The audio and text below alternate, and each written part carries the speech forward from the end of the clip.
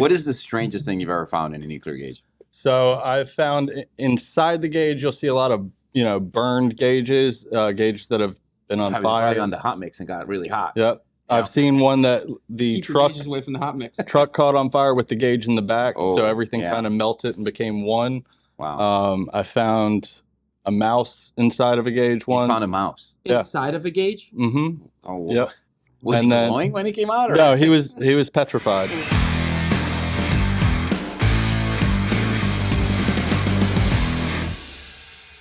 Welcome back, everyone, to the Hot Mix, an InstroTek podcast. I'm Anthony. And I'm Maurice. And today we're going to be bringing you everything hot in the materials testing industry, and we'll be talking about nuclear density gauge calibration and service annually. We will. Absolutely. It's something that is really important to a lot of people out there because nuclear density gauges, for those of you that might not know, are used throughout the construction industry, and they're very vital part of construction.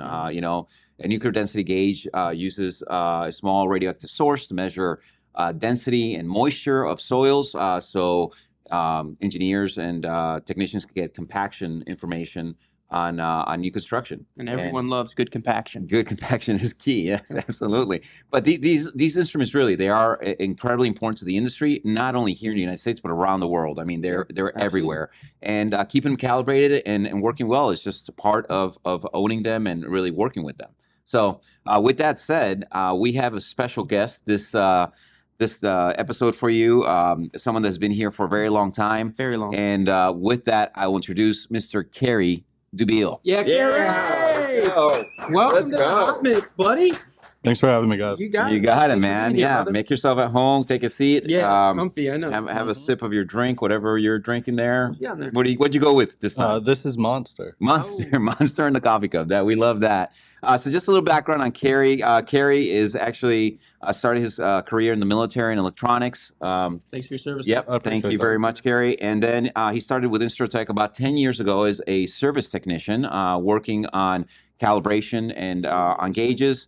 And then he actually built the nuclear gauge for quite a while. And then now he is our service manager. And if I can say he's an expert, that's kind of understating really what Kerry does here. I appreciate that. Yeah, absolutely. He does a ton of stuff for InstroTek and all our service centers. So with that said, we're just going to talk a little bit about nuclear gauge service and maintenance. All right. I'm ready for my questions here. Shoot. All right. So tell me, why is annual service important?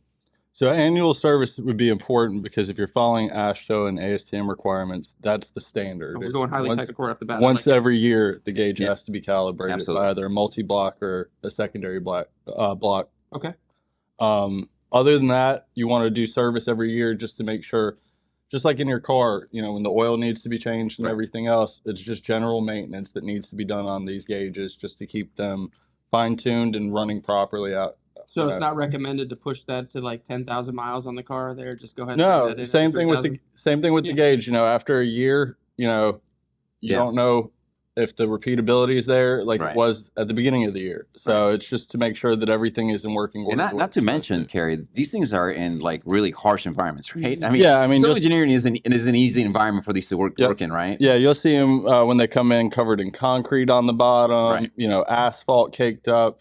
And all that stuff will throw off your readings over a period of time. If the sliding block, for instance, gets caked up with mud and it's stuck in the rear position, that throws off everything from your standard count to the counts you're taking in the field. Right. So keeping this equipment maintained so the people using it get the best absolute readings and test results when they're out there in the field is key because you don't want to waste time. Time is money, and doing this annual service is really important for all nuclear gauge owners. Agreed. Yeah. So if you do a calibration through us or any calibration facility every year, and there's ever a question of whose gauge is right.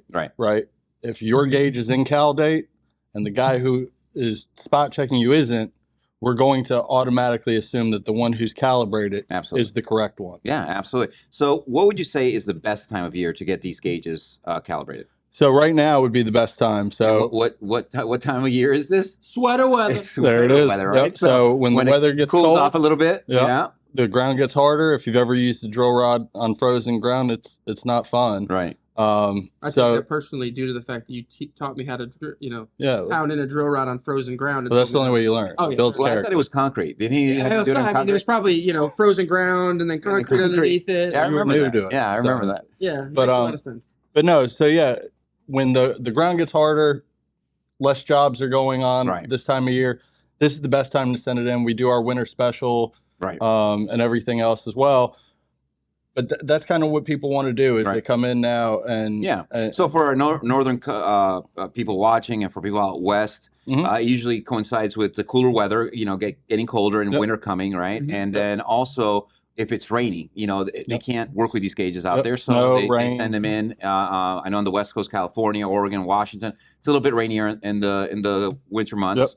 So they'll send them in this time of year. So it's a really good time. We do offer special pricing and services and extras that you normally want to get during this time of year because we know customers are looking to get this equipment calibrated, right? That's correct. Yeah, absolutely. And we turn and burn them this time of year.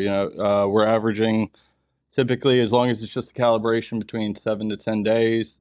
If there's more, as long as we can get the parts and everything, we're still typically under 2 to 3 week turnaround time at worst case scenario in most cases. But your average is about 7 days to get these calibrated, serviced, and then back to the customers in case they need it. Not that they would during the winter months, but you never know. You might have a little job going a little into the winter and maybe coming out of the winter that you need these ready. Let's get into the nuts and bolts of it. All right, here we go. That's lots of hard questions, man. Go ahead. What are the main parts that you're replacing in these things? Let's get down to it. Great question. Great question. So that. Nicest thing you said to me all day. It is. In fact, statement. Yeah, that is an actual statement. It is an actual statement. Factual statement. Factual. But yeah, so most common parts that I replace in most of these gauges is going to be the base gasket, the front panel gasket, because those are the ones that are closest to the elements. Right. So they're going to see the dust, the little bit of rain or mist that when they're being used. Right. Other things that we're going to replace are going to be battery packs. Whether the gauge is being used or not, just like in your remote control over a period of time, they just go bad and need to be replaced. Top cap bumpers. I don't mean to interject, but I feel like it's an important question to ask. Would you say that the gaskets, keeping those in good working order is going to save you a lot of the moisture damage down the road? Absolutely. So, for instance, like a $17 base gasket, and over the course of the year, can save you that base board inside the gauge. Which is thousands of dollars, depending on makes total sense. Plus the calibration, plus the shipping of the gauge, and you're over $1,000 in some of those situations. And just replacing and maintaining those wear and tear items saves you in the long run. Excellent. That's really good. So, as far as so we know when to do it, we know why to do it.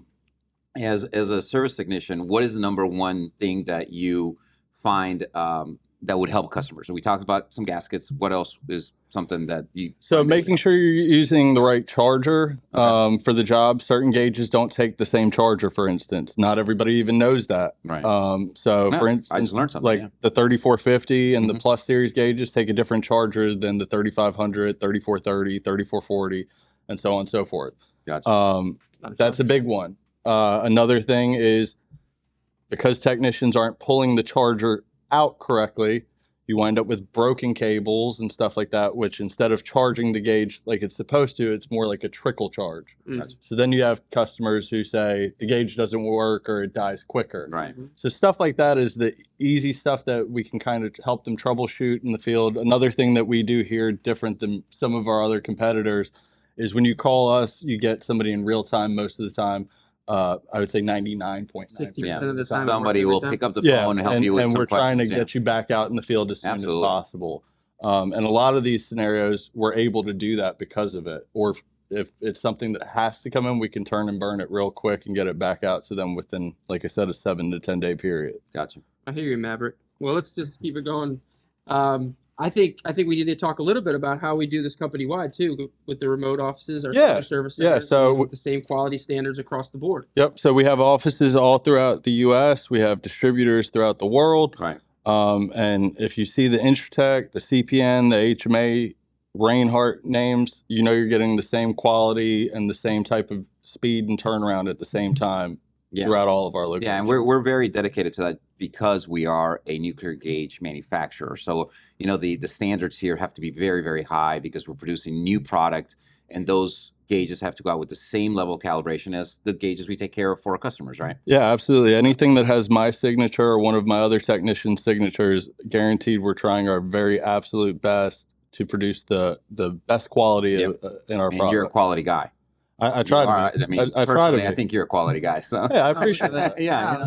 Fuzzy. I like it. That made me feel so good. All right, I need to do more the Hotter weather and now warm and fuzzies. Yeah. I feel like I'm wearing a blanket. Hey, it is the hot mix, so That is. There you go. it's in the name. So okay, so the hard hitting question is: all right, you ready? Ready. Ready? I'm ready. What is the strangest thing you've ever found in a nuclear gauge? So I've found inside the gauge, you'll see a lot of burned gauges, gauges that have been on fire. On the hot mix and got really hot. Yep. Yeah. I've seen one that the Keep your gauges away from the hot mix. truck caught on fire with the gauge in the back, so everything yeah. kind of melted and became one.